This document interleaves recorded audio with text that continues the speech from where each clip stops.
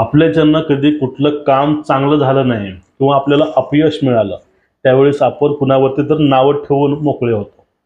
पण त्यावेळेस आपण हे बघत नाही की ते अपयश आपल्याला का आलंय, ती हार आपली का झाली, आपण त्या ठिकाणी का जिंकू शकलो नाही, हे याची आत्मपरीक्षण करण्याची गरज आहे, ना की दुसऱ्याला बोटं दाखवायची गरज आहे.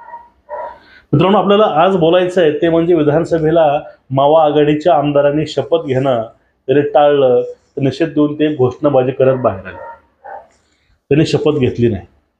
आता विषय बघा या ठिकाणी असा येतो, एखादा पक्ष ज्यावेळेस निवडणुका हरतो त्यावेळेस यांना एका गोष्टीचा विचार केला पाहिजे की आपण ही निवडणूक का हरलो.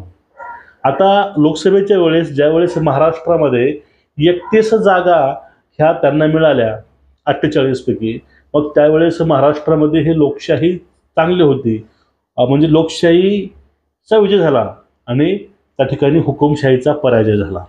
लोक सुज्ञ झाले, लोक चांगले झाले आणि ती जी EVM मशीन आहे ती पण चांगली होती त्यावेळेस. पण या ठिकाणी या लोकांना एक गोष्ट कळत नाही. मोदींनी 400 पारचा नारा दिले आणि मोदी 400 पार सुद्धा करू शकले नाही. आता चालू मधला सिटिंग पंतप्रधान 400 पार करू शकत नाही, त्यावेळेस तुम्ही हसू हसू बाईट देता, तुम्ही म्हणायचात की लोकशाहीचा विजय झाला. शेवटी मोदीला लोकांनी दाखवून दिलं, भलेही आमचं सरकार नाही आलं पण लोकांना दाखवून दिलं तुम्ही एक हाती सत्ता घेऊ शकला नाही, तुम्हाला आधार दोघांचा घ्यावा लागला. मग या ठिकाणी त्यावेळेस लोकशाही जिवंत होती महाराष्ट्रामध्ये, भारतामध्ये. पण नेमकं आता का झालं की तीच लोकशाही हे पूर्णपणे निस्ते नाबूद झाले. आता विरोधकांनी शपथ नाकारली. बघा, पूर्ण व्हिडिओ काळजीपूर्वक बघा, प्रत्येक पॉइंट आणि प्रत्येक शब्द महत्वाचा आहे. विरोधकांनी शपथ नाकारले याचा अर्थ काय, त्यांनी ज्या लोकांनी त्यांना वोट दिलंय त्यांनी ते वोट नाकारले इनडायरेक्टली. त्यांना जर ह्या मताचा मान असला असता, अभिमान असला असता, ज्यांनी कोणी आपल्याला वोट दिलंय त्यांचा या ठिकाणी अपमान होऊ नये त्यांना असं वाटलं असतं, त्यांनी आज शपथ घेतली असती. पण त्यांनी तो जनादेश मतस्वरूपी आलेला त्यांना मान्यच नाही, म्हणून त्यांनी शपथ नाकारली आहे. ही उघड आहे. म्हणजे या लोकांना जनतेच्या मताची पर्वा किती आहे ती या गोष्टीवरून समजते. काही राजकीय मतभेद असतील, कुठल्या गोष्टी असतील, तुम्हाला कळणार आहे की नेमकं हे मॅटर चाललंय काय, आणि या सर्वांमध्ये EVM मशीनचा काहीही संबंध नाही. तुम्हाला हे शेवटी 100% कळून जाईल आज. बघा, त्यामध्ये आदित्य ठाकरे त्यांनी एक बाईट दिली होती बाहेर येऊन. आज ते बोलले होते त्या विजयाचा उत्सव त्यांनी केला नाही. जर यांचा विजय असला असता तर यांनी उत्सव करायला पाहिजे होता, तो उत्सव त्या ठिकाणी दिसला नाही असे आदित्य ठाकरे बोलतात.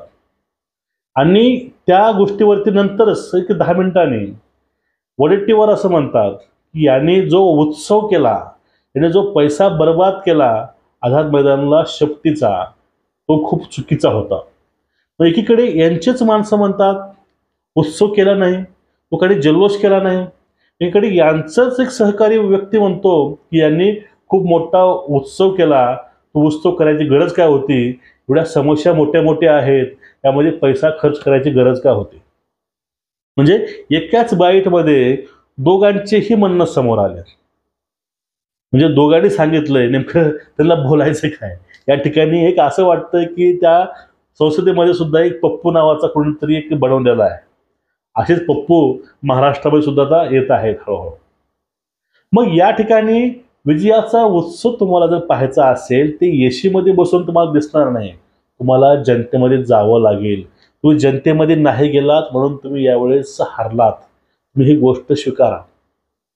आणि आता मार्कडवाडीचं जे मोक पोल आहे या विषयावरती सुद्धा या ठिकाणी बोट उचललं गेलं की मार्कडवाडीला जे मोक टेस्ट लोक घ्यायचे ती घ्यायला पाहिजे होती, त्यानं लोकशाही वाचली असते.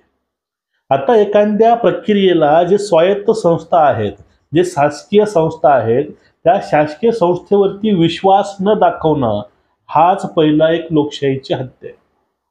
कारण एवढे कायदे बनवून या संस्था काढलेल्या असतात आणि ही संस्था ह्या चालतात विश्वासावरती, पण यावरतीच आपण अविश्वास दाखवायचा आणि गावामध्ये ते मोक इलेक्शन घ्यायचं.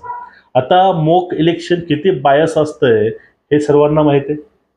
आता ज्या मार्कडी वाडी गावाची ही गोष्ट चालू आहे, त्या गावामध्ये त्या गावातील जे काही लोकांचं म्हणणं आहे की आमचे मत यांना पडलेच नाहीत, ते आता म्हणतायत. आणि हे जे मॉक टेस्ट आहे हे बायस कसे नसणार आहे, तिथं हा एक प्रश्न आहे. कारण गावागावातील राजकारण खूप वेगळं असतंय, शहरामधील राजकारण वेगळं, आणि एसीमध्ये बसून गावातलं राजकारण कळणार नाही. गावागावामध्ये राजकारण कसं असतंय, एका बघा इलेक्शन फक्त विधानसभेचं होते, आमदारकीचं, पण गावागावामध्ये भाऊ भावाला बोलत नाही किंवा भावकी भावकीला बोलत नाही. गल्लीमध्ये गावामध्ये 2-3 गट पडलेले असतात, एवढा परिणाम हा गावामध्ये होतो. अशा वेळेस जर मॉक टेस्ट घेतली आणि त्यावेळेस तर कोणाला मतं समजले, तर त्यावेळेस ते गावाची दुश्मनी कोण घेऊ शकेल. आणि त्या ठिकाणी हे बायस होणार नाही, हे पूर्णपणे ॲक्युरेट होणार आहे. हे कशावरून? नेमकं तुम्हाला नेमकं साध्य करायचं आहे काय? या ठिकाणी एक प्रश्न आहे, तुम्हाला नेमकं साध्य करायचं काय त्या ठिकाणी, मग दाखवायचं काय नेमकं? तुमचा लोकशाहीवरती विश्वास लोकसभेला होता, विधानसभेला नाही. म्हणजे एवढं मूर्खपणा वाटतोय हा, मग विचार करायला सुद्धा समजत नाही. आता ह्या मॉक पोलचा नेमका अर्थ लावायचा काय? तुम्हाला भारतातील तुम्हाला कुठलीही तुम्हाला गोष्ट मान्य नाही, तुम्हाला लोकशाही मान्य नाही, ज्या स्वायत्त संस्था आहेत तुम्हाला त्या मान्य नाहीत, तुम्हाला इलेक्शन कमिशन सुद्धा मान्य नाही या ठिकाणी. मग नेमकं तुम्ही खापर फोडताय कुणावरती? आपल्या अपयशाचं, आपल्या पराभवाचं तुम्ही खापर स्वतःवरती फोडा, ना की कुण्या संस्थेवरती फोडू नका. आता ह्या ज्या गोष्टी आहेत, तुम्हाला मी गोष्टी काय बोलतोय बघा, एखाद्या वेळेस जर मुस्लिम समाज एकखट्टा आला आणि त्यांनी एकखट्टा वोटिंग आघाडीला केली, त्यावेळेस बोललं जातं की मुस्लिमांचे मतं हे एकखट्टा पडलंय. हे मी नाही बोलत, हे स्वतः उद्धव साहेब सुद्धा बोलले होते की आम्हाला मुस्लिमांचे हे एकखट्टा मतं मिळाले होते. मग ज्यावेळेस तुम्हाला मुस्लिमांचे मतं हे एकखट्टा मिळतात, एकत्रित मिळतात, त्यावेळेस तुम्हाला काय वाटत नाही, त्यावेळेस सर्व धर्म समभाव वाटतं. पण ज्यावेळेस एखाद्या वेळेस हिंदू एकजूट झाला, हिंदूचे मतं ही एकट्टा भाजपला युतीला पडले, मग त्यावेळेस तुमच्या पोटामध्ये का दुखतं, हा एक प्रश्न आहे या ठिकाणी. म्हणजे सर्व धर्म समभाव फक्त आम्ही पाळायचं, तुम्ही नाही. नेमकं हा अट्टहास का चालू आहे या ठिकाणी, हा एक प्रश्न पडतो. आता आपल्याला वळायचंय त्या विषयाकडं की EVM मशीन मध्ये काहीही फॉल्ट नाही, हे त्यांनी सिद्ध करून दाखवलं. कोणी? जे मावाल्या आघाडीचे काही लोक आहेत त्यांनीच. त्यामध्ये बघा, समाजवादी पार्टीचे जे महाराष्ट्रामधील एक आमदार आहेत, त्यांनी सांगितलंय की आम्ही आता आघाडीपासून वेगळे होणार आहे आणि आता आम्ही आघाडीसोबत राहू शकणार नाही. जी हार झालेली आहे ती हारीला कारणीभूत हे महाविकास आघाडीवाले आहेत, काँग्रेसवाले आहेत. आणि पुढलं आहे ते म्हणजे शिवसेनेमध्ये सुद्धा कुरबुर चालू आहे. त्यांच्या हे बैठका होतात, त्यांचे दानवे असतील, त्यांचे मधले 16 काहीतरी आमदार आहेत, त्यांचं सुद्धा म्हणणं असं आहे की आता आपल्याला महाविकास आघाडीपासून वेगळं व्हायचं आहे. आणि उद्धव साहेबांनी तर त्या मीटिंगमध्ये सांगितलं म्हणे, आता घराघरामध्ये जाऊन तुम्ही हिंदुत्वाचा प्रचार करा.